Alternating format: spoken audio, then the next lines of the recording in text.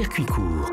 Jusqu'à 14h, circuit court avec Maxime Switek et Anne Le Gall. Le portrait.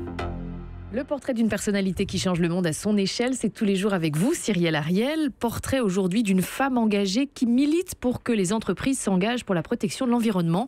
Il s'agit d'Isabelle Susini. Cette Bretonne de 46 ans qui vit aujourd'hui en Haute-Savoie rêvait déjà petite fille, même si ça peut paraître bateau selon elle, de changer le monde et lutter contre les inégalités. Très jeune déjà, Isabelle Susini se sent proche de la nature. Dans un potager ou en pleine forêt, c'est dans ces moments simples qu'elle se sent bien.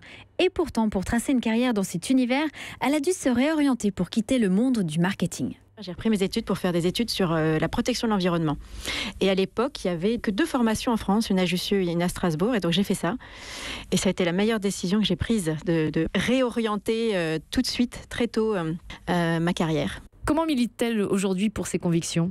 Après avoir travaillé dans l'industrie du textile pour une marque de vêtements en plein air éco-responsable, elle devient la directrice France du mouvement mondial 1% pour la planète, c'est-à-dire un réseau qui œuvre auprès des entreprises pour qu'elles reversent 1% de leur chiffre d'affaires à des associations environnementales dans le monde.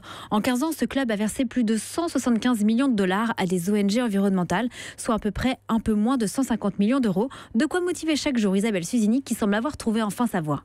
Moi, ce qui me motive tous les matins, c'est avoir une réponse à donner à mes enfants.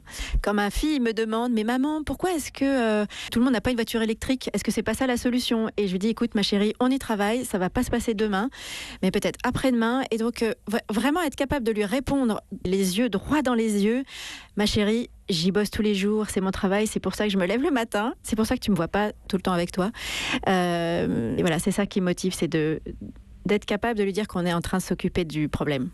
Et quand on demande à Isabelle Susini quelle est la personne qui l'inspire le plus, elle vous répond sans hésitation Vandana Shiva, une autre militante écologiste indienne. Car toutes deux, elles pensent la même chose. Breveter le vivant est inacceptable. Merci Cyrielle Ariel. Europe 1, circuit court.